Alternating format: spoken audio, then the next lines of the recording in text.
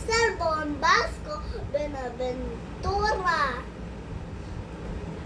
Magandang umaga po sa inyong lahat. Ako po ay magkwento ngayon ang alamat ng langga. Sa isang malayong bayan ay may isang mag-anak na sobrang sipag. Mula ama ang yansay na ang mga nakikita, nagtatrabaho siya, pagsikat pa lang ng marami na iingit sa samahan ng mag-anak dahil lahat ay nagtutulungan. Ang kasipagan lahat ng miyembro ang dahilan kung kaya naman kapansin-pansin ang tuwina ay masagaan nilang ani. Sa kabila na masaganang buhay ay di kinakitaan ng pagod ang mag-anak. Abang gumaganda ang kanilang kabuhay ay lalo silang sumisipag. Sila ang biyahe niyo para kayong munlag. Madalas ay paayo na matatanda sa iba, nagkaroon ng gutom sa nasabing bayan.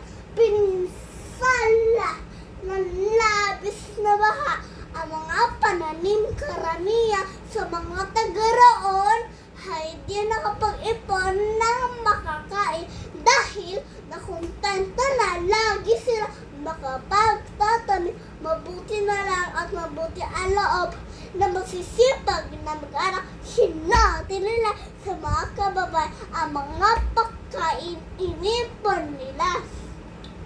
Walang masama maging handa ka sa mga panahon hindi inaasa. Anak ama ng pamilya, mag-aarasan sa lahat ang pangyayaring ito. Apakayabang mo naman, wika sa lalaki. Namin sama ang narinig. Nakapagbigay ka lang ng konti, ay ang dami mong sinabi.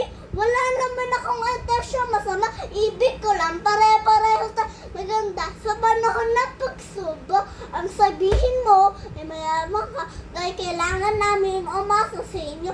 Diin ng lalaki.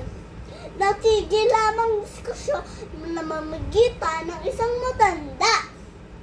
Sinabi nito, mas kailangan nila ang magkasundo kaysa mag-away.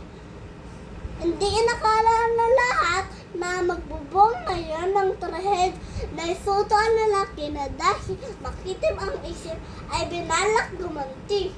Isang gabi, sinunog nito ang bahay ng pamilya na humantong sa kumatayan ng mag-anak. Nagluksa ng bayan ng hinansin. Pagkawala ng pamilya, nagbukas sa isip na sa alaga ng sipag. Ilang buwan, makaranay libing ng mag-anak. Dalawang matanda ang dumalang sa nasunog na bahay. Agad ay napansin nila ang isang grupo na maliit na insekto namamahay sa isang bahagi ng bakuran. Nakalinyama ito at bawat isa may dalang butil na iniipon sa tirahan nila. Nagkatinginan ng dalawang matanda.